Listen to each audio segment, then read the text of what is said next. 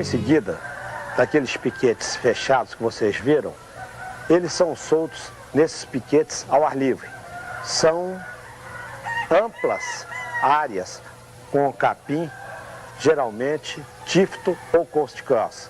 São capins que têm um alto nível de proteína e eles ficam nesses piquetes que têm a proteção contra o sol e são todos telados contra predadores, e é a fase cercados lateralmente para que um não tenha contato com o outro, para não se estranharem, não se machucarem. Dos 3 aos 7 meses são criados soltos para ter o vigor necessário que vai exigir deles futuramente como atleta, como gladiadores. É muito importante que se ressalte que essas famílias que foram feitas durante aquela fase de adaptação, elas venham juntas para cá, para que não se estranhem e não comecem um processo de se estranharem, se machucarem, se inutilizarem durante a fase de crescimento. A alimentação básica nessa fase continua sendo a mesma ração que eles recebiam lá dentro, um concentrado de 30% de concentrado, vitaminas, proteínas, sais minerais e 70% de milho.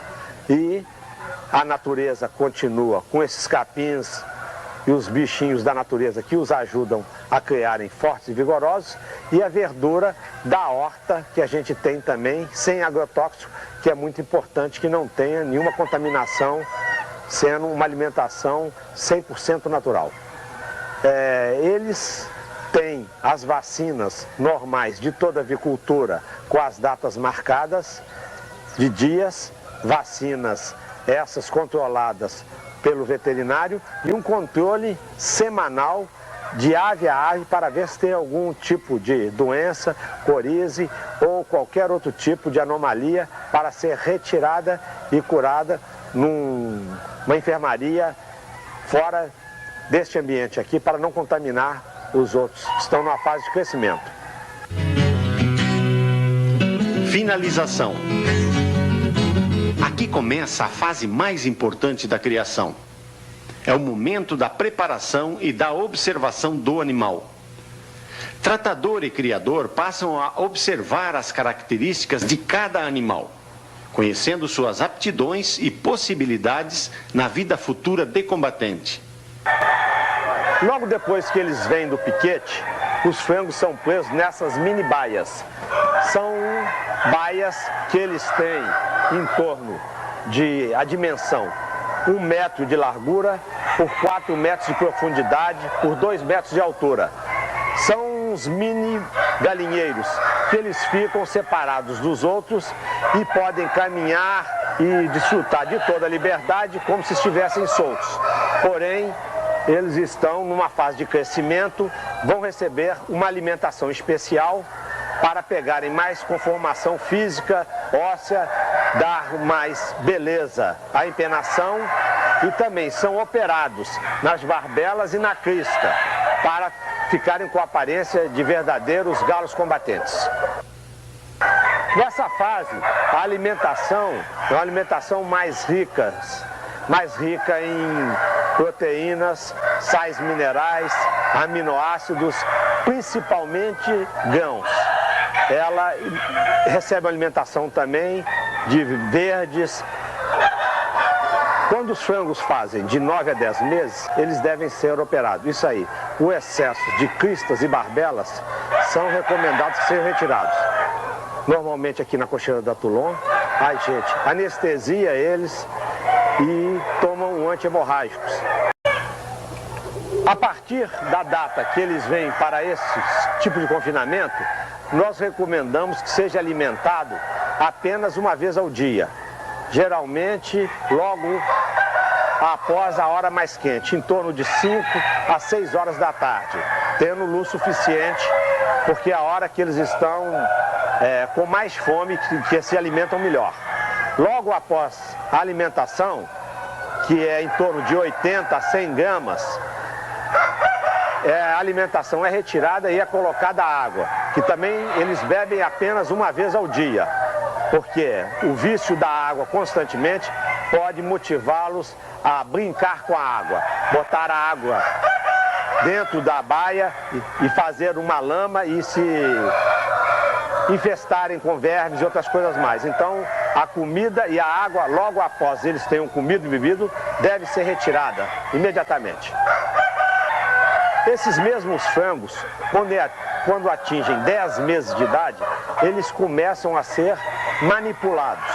Isto é, eles começam a levar um trato de mão. Eles são amansados, são pegos diariamente.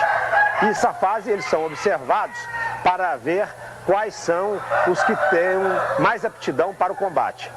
E é uma pré-classificação desses exemplares que, quando saírem daqui, já saem com uma pré-condição de mostrarem o que podem ser durante os combates. Com 11 meses, os galos passam para essa segunda fase, que é a fase da preparação. 3 meses serão a fase que eles estarão prontos. Higiene e limpeza. Como em toda a criação, a limpeza e a higiene das instalações é fator fundamental para a manutenção da saúde dos animais. Faça a limpeza diária das gaiolas, dos comedouros e bebedouros. Siga as recomendações dos programas de vacinações. Se houver necessidade, consulte um veterinário de sua cidade. Ele fará um planejamento sanitário adequado para o seu criatório. E não se esqueça, animais de bom sangue, alimentação correta, pessoal preparado e um treinamento planejado são a base para obter galos bons combatentes. Como se pôde ver, pela explicação do senhor Evandro Balesteiros, a criação de galos de combate exige muita dedicação e muita observação. Se você for um iniciante, procure contato com os criadores tradicionais, pesquise, visite criatórios. Como afirma o treinador Lúcio da Toulon, observação e vivência é fundamental. Cuide dos animais como se fossem pessoas. Observe atentamente cada galo. Só assim poderá ter sucesso. E é fato comprovado a necessidade de um perfeito casamento entre o criador e a sua equipe de preparação. Todos devem gostar da criação de galos combatentes.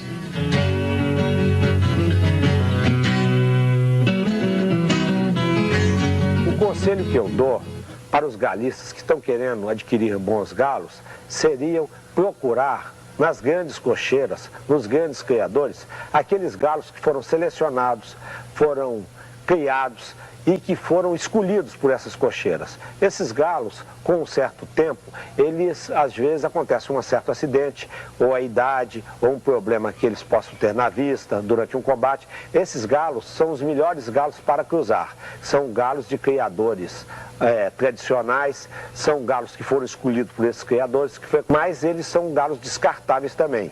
Então, esse tipo de galo é o galo que a pessoa que está iniciando deve procurar. Deve procurar sempre galos das mesmas famílias, e são galos que vocês adquirindo desses criadores podem adquirir por um preço bem razoável.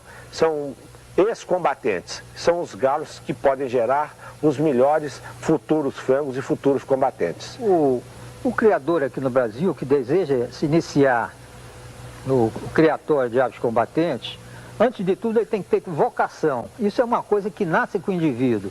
Eu conheço muitos criadores, desde 9 anos eu criava galo de briga, né? Eu já estou com 70 anos, 80 anos e continuo criando meus galos, né? Quer dizer que é uma coisa que nasce com a pessoa, é uma vocação. Agora, ele, no início, ele tem que aprender muita coisa, ele tem que frequentar os galistas mais adiantados, né? Pesquisar, ele mesmo tirar as deduções dele, pesquisar o que ele vê, analisar detalhadamente, né? Acompanhar a trajetória de determinados criadores e tirar as conclusões dele.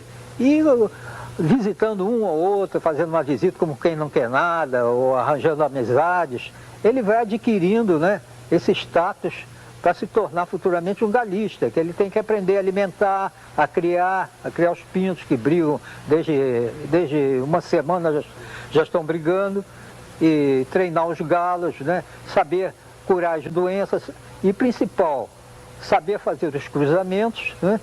E daí, então, ele pode ser considerado um galista.